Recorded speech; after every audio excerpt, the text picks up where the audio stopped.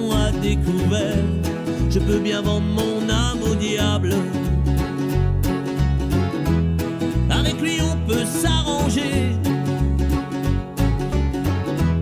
puisqu'ici tout est négociable. Mais vous n'aurez pas ma liberté de penser.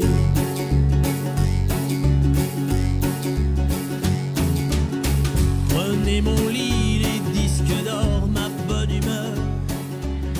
Liberté de penser, liberté de s'exprimer, liberté de se balader dans les couloirs du Salon du Livre, liberté de lire entre les pages ces tournures, ces expressions qui nous font adorer le français. C'est ici au Biel que vous découvrez tout cela et bien plus, avec des rencontres exceptionnelles, comme les personnages que nous allons rencontrer ce soir dans l'émission spéciale de la MTV, qui vous accompagne chaque soir entre 18 et 19h en direct du Biel jusqu'au 1er novembre.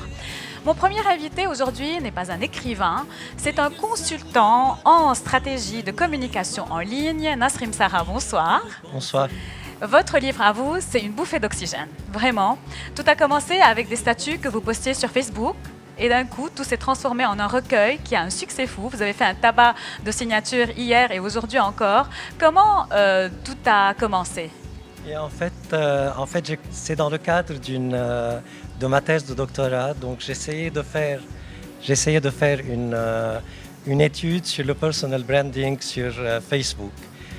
Et la question que je me posais, c'est est-ce qu'à partir d'un statut et d'un petit groupe d'amis, est-ce qu'on peut atteindre une population plus grande et attirer des éditeurs ? Et c'est mission accomplie. Oui, effectivement. En fait, j'ai eu la proposition de 3 éditeurs. Et finalement, j'ai choisi les éditions Noir, Blanc, etc. pour publier ce livre. Ce livre-là qui s'intitule, comme vous le voyez si bien, Beyrouth. Pour les enfants qui nous suivent ce soir, pourquoi ce titre-là ? En fait, l'idée m'est venue, je faisais une conférence aux États-Unis et c'est un ami qui assistait et qui s'est moqué de mon E francisé en parlant l'anglais. L'anglais. Donc, c'est aussi une pointe à ces Libanais qui parlent les 3 langues, qui mélangent les langues aussi, n'est-ce pas ? Effectivement, et en plus ça exprime un peu le ras-de-bol que nous vivons tous et un peu ce sentiment de vivre dans un pays où l'absurde règne. Règne tous les jours. Il y a des choses vraiment qui sont complètement bizarres. J'adore vos billets, vos statuts. Vraiment, c'est inspiré de la vie de tous les jours, de la vie politique, parfois du ras-le-bol, parfois de la vie culturelle. Qu'est-ce qui vous inspire le plus ? Qu'est-ce qui déclenche cette inspiration, Nasrim Sarra ?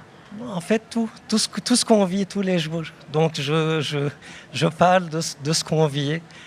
Et je pense que ça aide les gens à se sentir moins seuls. Et à se défouler. Que la lecture, ce n'est pas seulement des choses sérieuses. La lecture, chers téléspectateurs, c'est aussi une façon de se défouler, de changer de la routine quotidienne et de rigoler. Je vais lire un petit extrait d'un de vos billets. La cigale, la grenouille, le corbeau et les renards.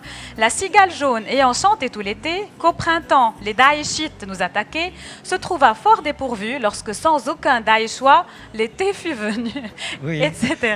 Vous vous inspirez même des fables de La Fontaine. Oui, je m'inspire un peu de tout. Quel est votre billet préféré, Nasrim Sarra ? Celui de la guitare, je pense. Celui de la guitare. Oui, parce que j'ai essayé depuis que j'ai 15 ans d'apprendre la guitare. Et comme je n'ai pas du tout une oreille musicale et je ne suis vraiment pas doué pour ça, je n'arrive pas à apprendre la guitare. Et là, j'ai trouvé le moyen d'apprendre la guitare. En fait, il suffit de mettre une bouteille de vin à côté de soi. On boit un verre, on commence. Si le son n'est pas bien, on boit un deuxième verre, on essaie de nouveau. Et au bout de 10-20 verres, on réalise qu'on fait très bien de la guitare et qu'on chante très bien. Et qu'on fait tout très bien, finalement. Oui, c'est une autodérision aussi, quelque part, que vous faites là.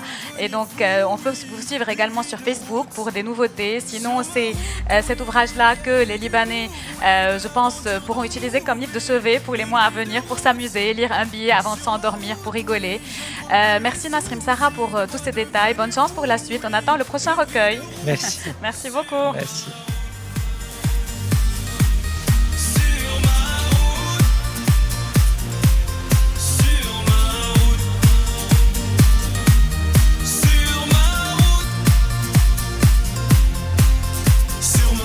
J'ai eu des moments de je marchais sans savoir vers où. J'étais têtu, rien à foutre. Sur ma route, j'avais pas de bagages en soute. Et dans ma poche, pas un sou. Juste la famille entre nous. Sur ma route, y a eu un tas de bouchons. La vérité, j'ai souvent trébuché. Est-ce que tu sais que quand tu touches le fond, il y a peu de gens chez qui tu peux te réfugier. Tu peux compter que sur tes chers parents, parce que les amis, eux, disparaissent un par un. Oui, il m'arrive d'avoir le front. Des billets d'humeur et d'humour, nous passons maintenant à un super beau livre au domaine du charme, de l'élégance. Un livre qui s'intitule Maison de haute couture, signé Désiré Sadeh, avec les photos de Guillaume Delaubier. Bonsoir Désiré. Bonsoir Elsa. Bonsoir Guillaume. Désiré, c'est vraiment un plaisir que de vous recevoir. Vous êtes non seulement la directrice du grand magazine Elle Orient, Elle Déco et Avant de Byzance, de tous ces beaux magazines qu'on dévore sans modération. Vous êtes également aujourd'hui l'auteur de cet ouvrage-là, Maison de haute couture, qui est vraiment un voyage à travers l'élégance, la classe, toutes ces maisons des grands couturiers comme, je ne sais pas moi, comme Chanel, Christian Dior, Jean-Paul Gaultier, et Bikoul Facher, Elie Saab et bien d'autres. Comment vous avez eu l'idée de rassembler tout ce beau monde dans cet ouvrage? C'est Guillaume qui a eu l'idée. C'est Guillaume qui a eu l'idée et c'est surtout Guillaume qui a fait ces fameuses photos qui sont tellement rares et qu'on a la chance qu'on a eu la chance d'aller voir et photographier, du moins Guillaume, et moi d'interviewer ces personnalités de la haute couture. Mais c'est vrai que le challenge du livre, c'était de réunir dans un seul ouvrage 10 noms qui jamais ne se mélangent, qui à eux seuls ont un livre à chaque fois, livre complet. Donc le grand challenge était de les réunir et c'est grâce, je pense, au talent photographique de Guillaume qu'ils ont accepté d'être tous dans ce livre. Et je pense que, me connaissant un peu, ils ont voulu que j'écrive sur leur couture et sur leur art. Et donc, Guillaume, c'est aussi grâce à vous que cette aventure a commencé. C'est à travers les coulisses de ces grandes maisons d'édition, ce monde de la mode, de la haute couture dont on raffole, que tout a commencé. Vos photos, vous les avez rassemblées depuis combien d'années? Depuis quand vous êtes dans ce domaine? Désiré, s'il vous plaît, vous pouvez lui passer le micro. Apparemment, il ne marche pas. Oui. Oui. Ça fait, j'ose pas vous dire, mais plusieurs dizaines d'années que je fais des photos. Et moi, je m'intéresse de plus en plus aux livres. J'ai fait beaucoup de presse. Et avec le temps, je trouve qu'il est bon de se poser davantage et d'aller au fond d'une histoire. La presse, c'est très bien, mais ça passe vite. C'est une course de rapidité, alors que le livre, c'est plus un travail en profondeur, une course de fond. Et de pénétrer des univers comme ça et de les rassembler, de prendre le temps de les investiguer, de les découvrir, de les photographier, de les mettre en page, de les raconter. C'est une expérience qui mérite vraiment d'être tentée. C'est magique, c'est vraiment un beau livre à avoir dans tous les salons, je pense. Désiré, la question s'adresse à vous. Je sais que l'écriture n'a aucun secret pour vous, mais c'est un vrai défi que de parler de tous ces grands magiciens de la haute couture. Comment mettre en mots cet univers magique? C'est-à-dire qu'il faut, quand on rentre dans les lieux où l'œuvre est créée, quand on discute avec le créateur, ensuite, on a envie à chaque fois de raconter une autre histoire. Donc, il y a un ton dans le livre, mais chaque histoire est indépendante et chaque histoire est quelque part l'aventure de ce couturier. Mais j'ai voulu à chaque fois que l'histoire ressemble au couturier, un peu comme la robe ressemble. Voilà. Il y a 10 styles et une seule écriture. Voilà. Mais c'est ça, et c'est aussi un voyage finalement entre toutes ces grandes maisons, rue Cambon pour la maison Chanel, rue Saint-Martin pour Gaultier, avenue Montaigne pour Christian Dior, Champs-Élysées pour Elie Saab, etc. C'est un voyage dans Paris. C'est un voyage dans Paris et c'est un voyage dans le monde de la couture, mais c'est aussi un voyage pour savoir un peu comment cet univers est exactement fait. Parce que la haute couture, c'est une appellation uniquement française. Maintenant, on a l'habitude de dire c'est de la haute couture, mais c'est uniquement à Paris et en France qu'on a le droit de dire haute couture. Et nous, donc, on a choisi les 10 qui font partie de la haute couture française, dont Elisab, ce qui est vraiment fabuleux et très honorifique pour le Liban. Notre de faire fierté partie nationale de la haute couture, justement. Guillaume, ce domaine-là de la haute couture inspire beaucoup, je pense, les photographes. Mais vous, qu'est-ce que vous aimez le plus filmer? La dentelle, la soie, les paillettes, qu'est-ce qui vous inspire le plus côté image? Oui, il y a de tout dans la haute couture. Effectivement, il y a les matières qui sont très intéressantes. Notre idée était, à travers ce livre, c'est d'essayer de faire comprendre comment une collection se crée. C'est-à-dire à partir d'un fantasme, d'un rêve, d'un personnage, d'un créateur, comment d'un dessin de la première esquisse sur le papier jusqu'au podium. Et le défilé de la robe, toutes les étapes, qu'est-ce qui va se passer, combien de fois l'ouvrage va être mis comme ça, oui. avec les petites mains, les premières d'atelier, les heures, parce que la haute couture représente vraiment des centaines d'heures de travail pour faire certaines robes. Donc comment est-ce qu'elles sont élaborées? Moi j'ai assisté, alors ça c'est des grands moments photographiques, quand vous êtes témoin du début jusqu'à la fin d'une histoire aussi créative, aussi personnelle, aussi intéressante et unique. C'est passionnant, donc il y a des moments très forts, j'espère qu'on les ressent dans le livre, des moments d'essayage jusqu'avant le défilé, des moments de folie, en même temps très orchestrés, très structurés, parce qu'avant un défilé... Et tellement fugace aussi, toutes ces heures de travail pour un petit passage éphémère sur un podium. Le plaisir de la photo est précisément de saisir cet instant fugace. Désiré, ma dernière question s'adresse à vous. Vous avez été élu par The Business of Fashion comme l'une des 500 personnalités internationales les plus influentes du monde de la mode. Avec ça, vous êtes d'une modestie sans pareille. On est fiers de vous avoir au Liban. Vous écrivez toujours en français. Vous vous battez pour la francophonie. Un petit mot sur ce défi d'écrire et de publier en français. C'est vraiment, je dirais, un grand amour, la langue française. Depuis que je suis tout enfant, c'était mon rêve d'enfant. Et récemment, quand j'ai fait un peu je me suis assise avec moi-même en me disant, est-ce que j'ai réalisé mon rêve? Et la réponse était oui, parce que j'ai réussi et j'écris toujours en français. Je publie donc 6 magazines par mois, des livres et aussi j'écris pour mon propre bonheur. Tous les jours j'écris et je crois que c'est un cadeau de savoir écrire. On apprend à ne pas faire d'erreurs, mais bien écrire est un cadeau du bon Dieu. Donc moi, j'aime cette langue et je pense que cette langue m'aime et donc voilà. On vous aime aussi, Désiré. Merci beaucoup. Merci Guillaume, Elsa, pour votre passage sur notre plateau. Bonne chance pour la suite et c'est un ouvrage vraiment à acquérir au plus tôt, au plus vite. Vous signez demain, après-demain? Donc non, c'est le vendredi à 6h. Après-demain, donc le vendredi à 6h à la librairie Antoine. Il faut venir même s'il pleut, mais il ne pleut pas vendredi. D'accord. Donc, Désiré, encore une dernière question.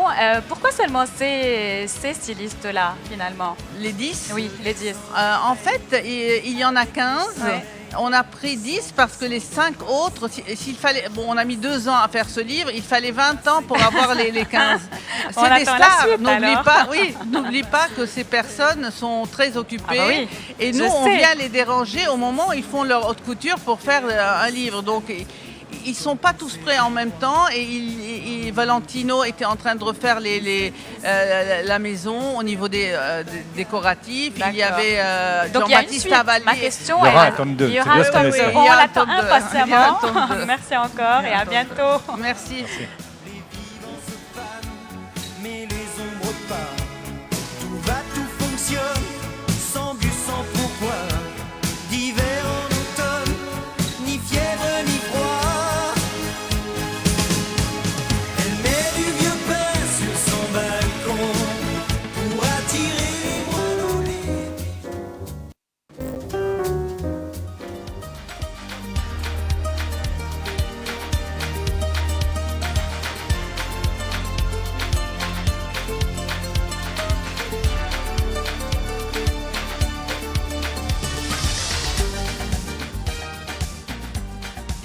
À présent, j'ai le plaisir de m'entretenir avec Madame Vera Michalski-Hoffmann, présidente de la Fondation suisse Jeanne Michalski pour l'écriture et la littérature. Bonsoir. Bonsoir.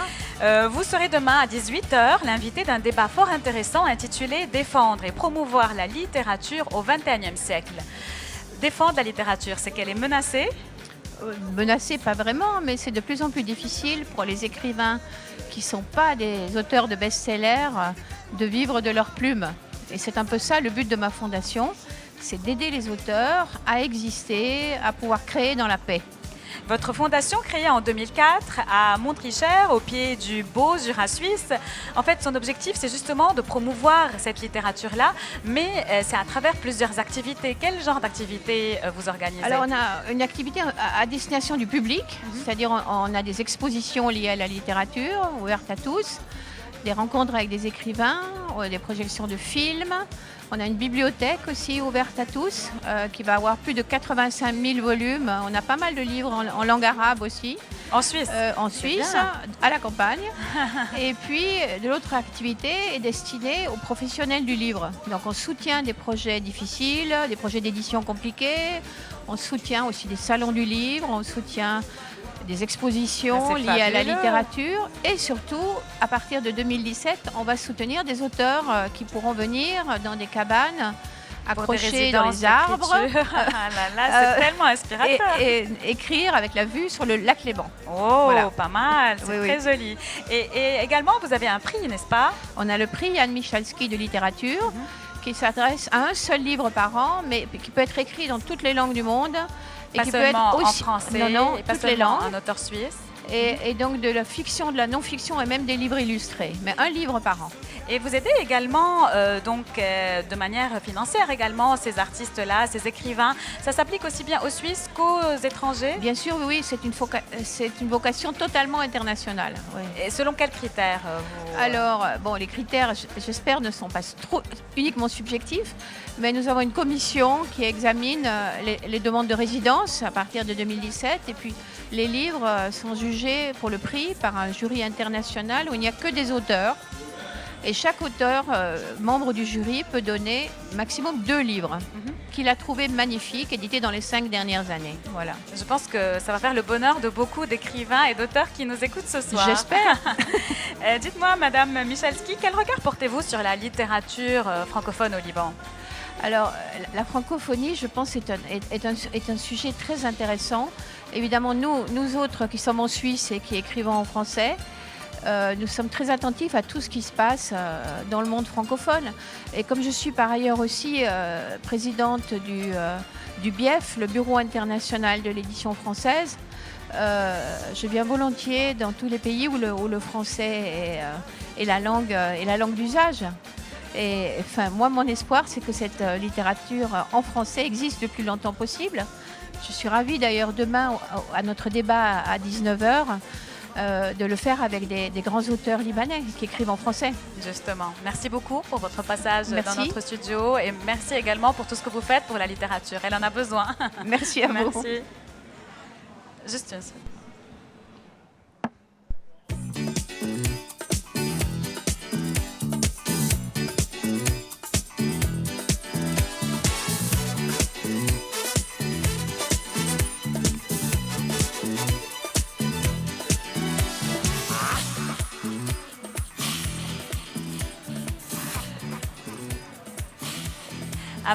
À présent, nous passons à Madame Carole-André de Sorne. Bonsoir. Bonsoir. Vous êtes non seulement chroniqueuse, vous écrivez des articles dans des journaux comme L'Orient le Jour, vous êtes également auteur et aussi vous êtes surtout consultante en géopolitique, docteur en sociologie et vous parlez surtout de l'impact sur les patients de la situation géopolitique. Ah là, ben c'est fabuleux, vous êtes faite pour vivre dans cette région, je pense. Presque. Parlez-nous un peu de ce métier-là que vous faites. Ouf. Alors, entre autres, j'interviens, je donne des conférences effectivement à l'Institut catholique de Paris, dans d'autres institutions et les institutions psychiatriques, où le but, c'est de faire le lien, d'expliquer justement au personnel soignant d'où viennent les traumatismes des patients qui ont fui des pays en situation de guerre ou ont vécu d'autres formes de traumatisme. D'où l'idée de ce livre, d'essayer de faire une petite synthèse. Justement, 1915-2015, un siècle de tragédie et de traumatisme au Moyen-Orient. C'est fort, hein? Oui, j'espère. Et quelle est votre la synthèse que vous avez pu faire de tous ces cas que vous voyez? Par rapport au personnel soignant, justement, j'avais toujours énormément de questions pour arriver à comprendre les comportements, ces traumatismes. Donc moi, le but, c'est d'essayer de jeter une passerelle, en fait, et de rendre cette géopolitique plus accessible et surtout de remettre l'humain au cœur de la géopolitique. C'était surtout ça l'objectif. Et vous pensez que ça aide vraiment les patients à être traités, à s'améliorer? Les patients, je ne sais pas, mais en tout cas le personnel soignant, que ce soit les médecins, psychiatres, les psychologues, les infirmières en psychiatrie, ça leur donne vraiment des clés de compréhension. Et certainement, ça leur permet aussi d'ajuster leur travail par rapport à la prise en charge des patients. Carole-André de Sorne, vous êtes également, comme je le disais, chroniqueuse pour Lorient Le Jour. Vous avez écrit un article qui s'appelle « La fulgurance d'un parcours sans faute » en parlant de Daesh. Un autre qui s'appelle « Le grand échiquier moyen-oriental, chronique annoncée d'un désastre » avec un point d'interrogation. Vous avez réponse à cette question? Malheureusement non, mais je dis qu'il faut essayer de prendre un minimum de recul, de distance, parce qu'évidemment on est en train de vivre actuellement cette période, qu'on pourrait dire, de tragédie, mais quand on regarde et quand on prend ce recul et quand on regarde l'histoire, on se rend compte que c'est cyclique. Et dans cet article que j'avais écrit au départ pour Lorient littéraire, qui a été effectivement repris par Lorient Le Jour, il s'agissait aussi d'essayer de faire une synthèse et de montrer que ces problématiques actuelles remontent quand même à une période beaucoup plus ancienne, à ce début du XXe siècle, voire même une période antérieure. Donc il ne faut pas se laisser prendre par le pessimisme ambiant. Je ne pense pas, même si effectivement la configuration et le contexte est quand même particulièrement difficile, mais il faut essayer de prendre ce minimum de distance. Il est clair que quand on est dedans, quand on vit pleinement dedans, c'est très difficile d'avoir ce recul. Merci beaucoup, Carole-André Dessornes, pour votre passage sur notre plateau et bonne chance pour la suite. C'est très gentil, merci beaucoup.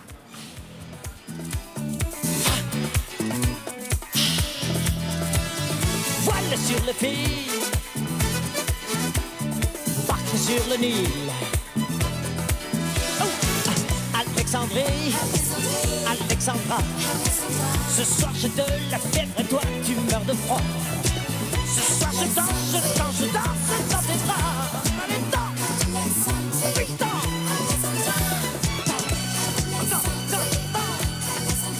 Nous passons à un autre registre ce soir. Beaucoup de livres pour tous les goûts et pour tous les âges. J'ai le plaisir d'accueillir Ilenia Major. Bonsoir. Bonsoir Elsa. Vous êtes auteur en littérature jeunesse. Absolument. Et c'est très gai. Et c'est très beau.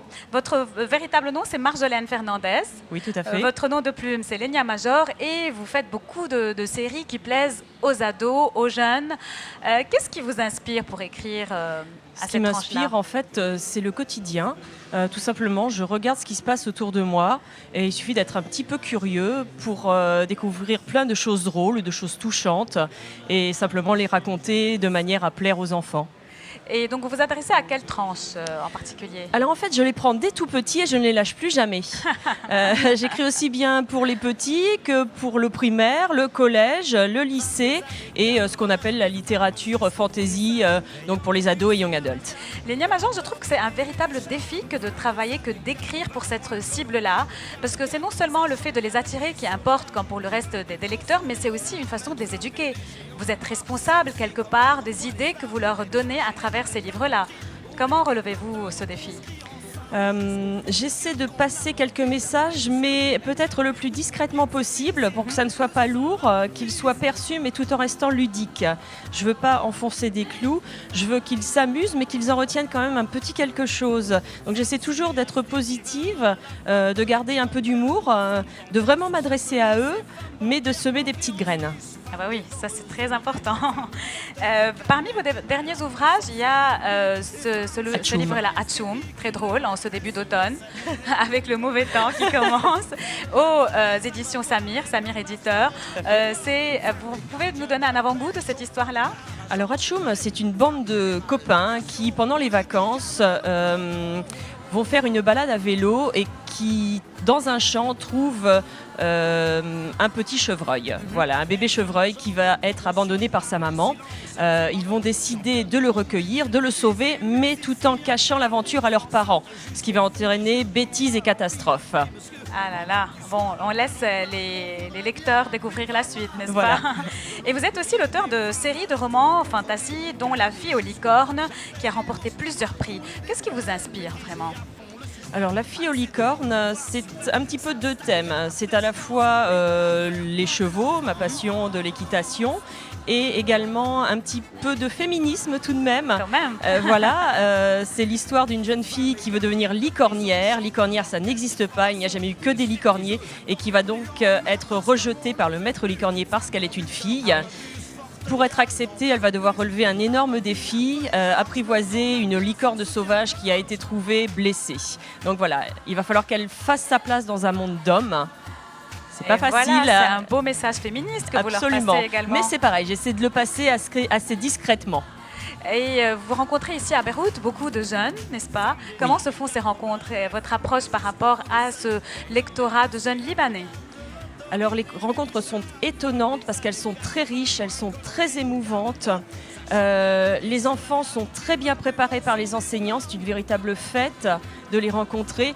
Les enfants sont également très polis, très à l'écoute. Et ce qui m'étonne peut-être le plus, c'est leur niveau de vocabulaire très élevé, leur maîtrise de la langue française, qui est pour moi un véritable émerveillement. Bah oui, la langue française, on adore ça au Liban. Oui, je me rends compte. On a entendu récemment une étude qui disait que les jeunes Français maîtrisaient 500 mots de vocabulaire, ce qui est extrêmement peu, et je pense que les enfants ici en maîtrisent beaucoup plus. Ah oui, d'accord. Oui. Bon, merci beaucoup pour votre passage sur notre plateau. Merci. Bonne chance, on attend la suite des albums. Bien sûr, il y en aura d'autres chez Samir Édition. Merci. Femme générale d'aviation, rouler des gamelles au planton. Femme pilote de long courrier, mais femme à la pour contrôler. Galonner jusqu'au porte-jartel et au steward pour les démêles. Maîtriser à fond le système, accéder au pouvoir suprême. S'installer à la présidence et de la faire bander la France. Aux femmes des années 80, moins Colombie de Carlequin, sachant galonner sur la gamme.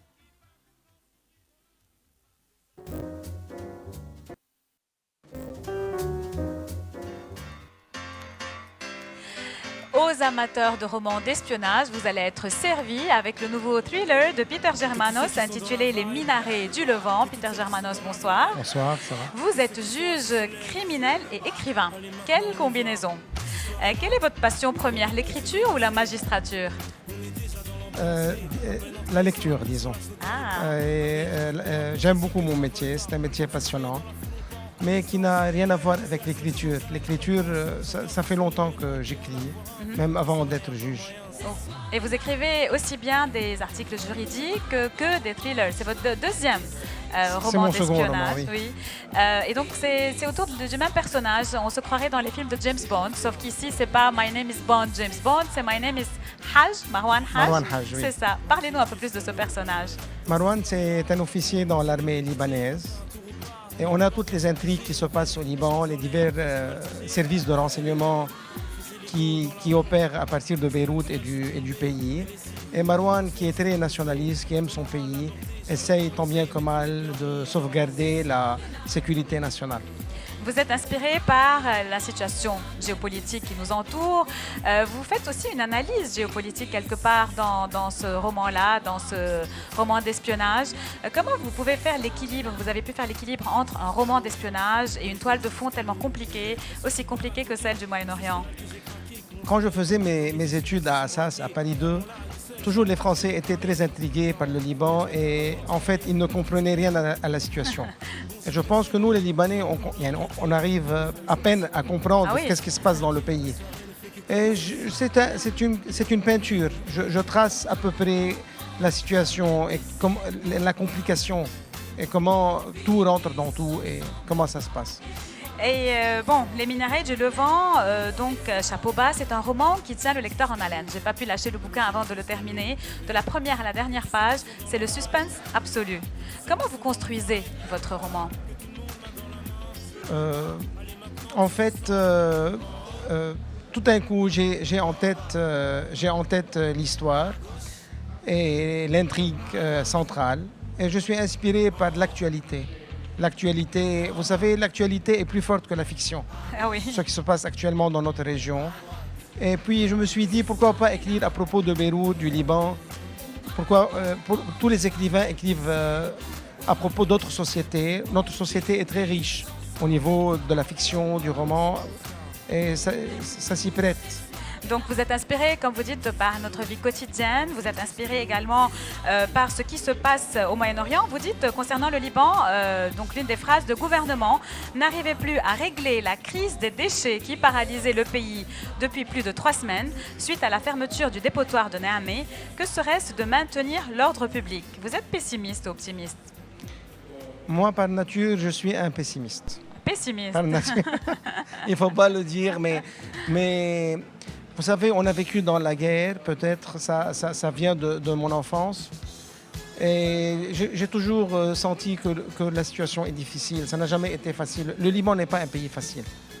Comme disait le général de Gaulle, je viens en Orient compliqué avec des idées simples. C'est vrai. Et faute de remédier aux problèmes de la société libanaise, vous vous dites autant en parler, c'est ça? Autant la décrire. Oui. La première façon pour pouvoir régler les problèmes, c'est de connaître les problèmes. Beaucoup de gens, beaucoup de nos leaders ne connaissent pas la complexité de notre société. En fait, notre société est extrêmement complexe, à tous les niveaux. En tant que juge et que magistrat, écrire à propos d'un agent des services de renseignement libanais, combien c'est délicat? C'est une fiction. C'est une fiction et je pense que Marwan est quelqu'un, c'est un personnage fédérateur. Je ne pense pas qu'un Libanais qui va lire ce bouquin, il ne va pas aimer Marwan. Ce Marwan Haj, on ne sait pas s'il est chrétien ou musulman, on ne sait pas de quelle confession il est, mais il est bien libanais, c'est un agent des services de renseignement. Et c'est quelqu'un qui va, j'ai l'impression, donner encore d'autres romans. Vous préparez le 3e, c'est un personnage dont on ne satisfait pas, on ne se lasse pas. C'est vrai, Marwan c'est un personnage sympathique. Il fait partie de l'armée libanaise parce que je pense que l'armée, c'est l'épine dorsale, c'est la force, le dernier bastion du pays. Et c'est très important qu'on soutienne l'armée. C'est ma façon de parler de ça. Donc c'est votre message aussi, une façon de remercier l'armée libanaise également. Oui, sûrement. Je pense que l'armée a fait beaucoup de sacrifices pour le pays et elle constitue la preuve de son unité. Peter Germanos, entre les différents procès, le tribunal, à quel moment vous avez le temps d'écrire? Parce que finalement, ça doit prendre du temps de rédiger de tels romans d'espionnage où tout se tient de bout en bout. C'est pas très difficile d'écrire ce genre de roman. C'est pas un livre technique, c'est pas très compliqué, c'est une histoire. Et dès que vous l'avez en tête, ça vient tout seul. Ça vient. Coule de source. Ça coule, oui. Merci beaucoup. Merci, madame. On attend la suite. Donc, aux amateurs de romans d'espionnage, vous savez que Les Minarets du Levant, aux éditions Saher El Machre, sont ici au Salon du Livre au Biel. Il attend à être dévoré par vous, comme j'ai eu le plaisir de le lire ces derniers jours. Merci pour votre présence sur notre plateau.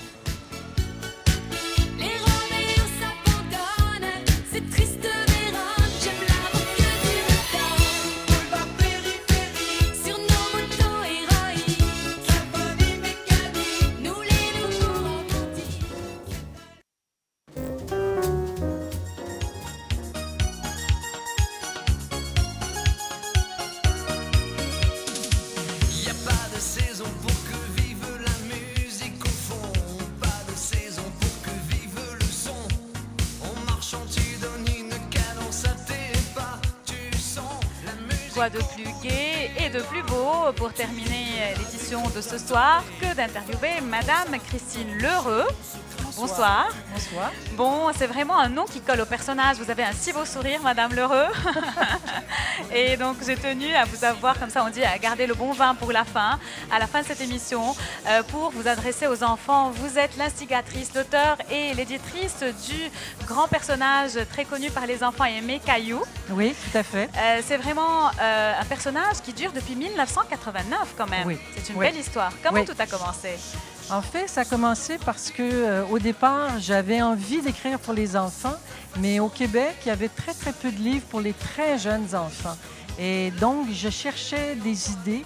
Et à partir du moment où j'ai commencé à lire Françoise Dolto, qui est une psychanalyste française très connue, je me suis dit, si je pouvais faire dans les livres ce que Françoise Dolto, en tout cas en petit, certainement pas avec la même importance, mais permettre aux parents de parler à leurs enfants et d'apaiser leurs difficultés, leurs souffrances. Donc, c'est un peu le point de départ. Justement, vous dites, on croit volontiers que tout est facile dans la vie des enfants, mais ce n'est pas toujours le cas. Non, non, je pense que la vie, elle est facile et difficile pour tous les êtres humains. Je veux dire, à chaque étape de leur développement, les enfants connaissent des difficultés où ils doivent apprendre à grandir, ils doivent apprendre à dépasser les problèmes de la petite enfance. Et je pense que, en tout cas, le projet que j'avais, c'était d'aider ces enfants à franchir certaines étapes de leur développement. Pas à pas, vous leur tenez la main comme ça, les étapes les plus difficiles. Parmi les ouvrages que j'aime beaucoup, il y a celui-là qui s'appelle « Parfois les mamans se fâchent », parce que oui, il faut que les enfants comprennent que les mamans peuvent se fâcher. Tout à fait. Et il y a un autre également qui est un beau message d'amour, « Je t'aime ».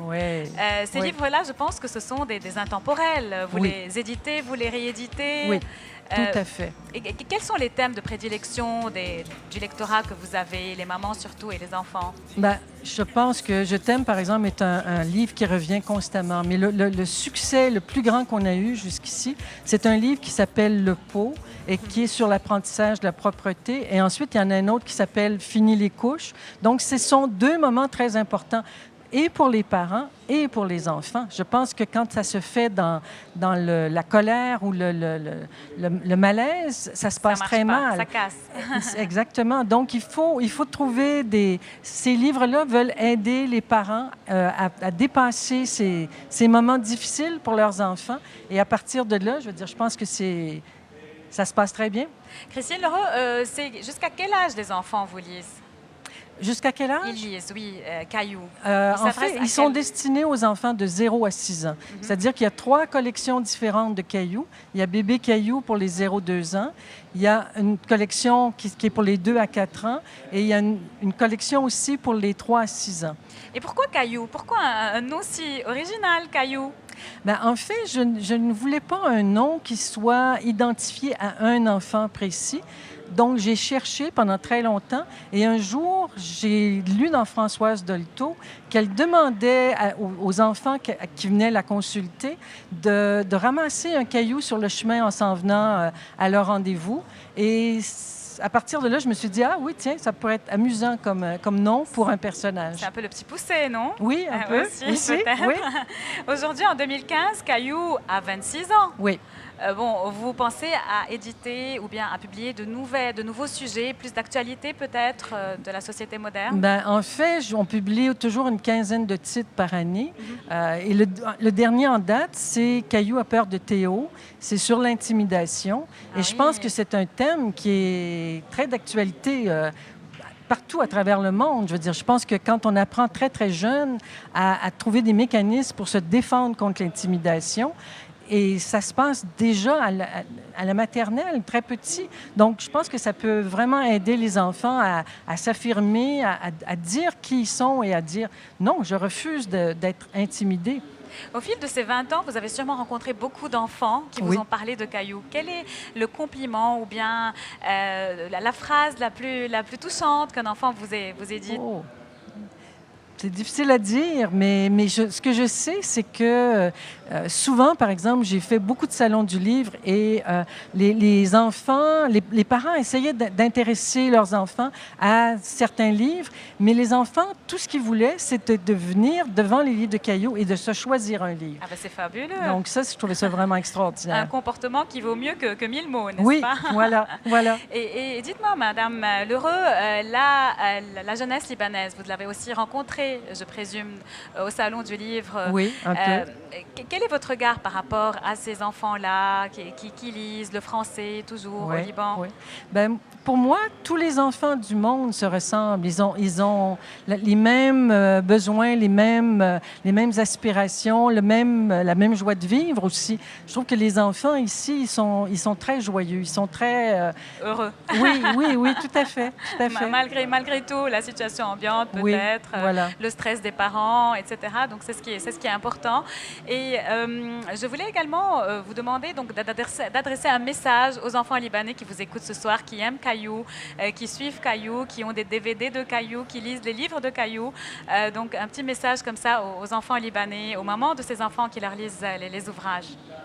Ben, pour moi, le plus beau message que je pourrais leur donner, c'est d'être dans l'amour. Il y a une relation privilégiée entre un enfant et ses parents. Et je pense qu'il faut choyer cette relation-là.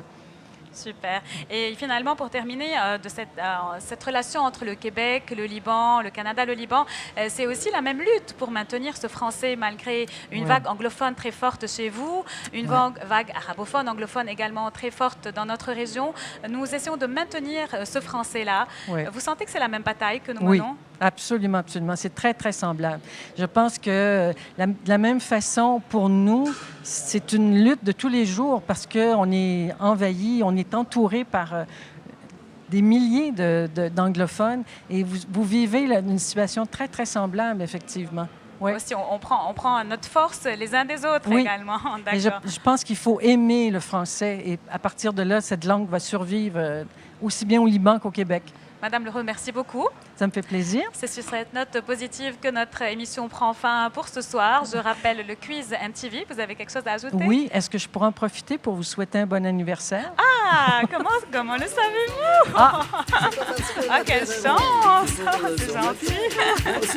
Comment le savez-vous? C'est la production, la réalisation derrière, peut-être. Merci beaucoup. Ça me fait plaisir. Moi aussi, j'ai beaucoup lu Caillou dans mon enfance. Ah, c'est bien, c'est bien. Donc, chers téléspectateurs, je vous rappelle, merci encore une fois, le quiz de la MTV en partenariat avec Clairefontaine. Vous n'avez qu'à entrer sur la page Facebook de la MTV et répondre à cette question si simple: qui inventa la machine à fabriquer le papier et quand? Et vous remportez donc la chance de remporter des lots de valeur. Le tirage au sort aura lieu le 1er novembre.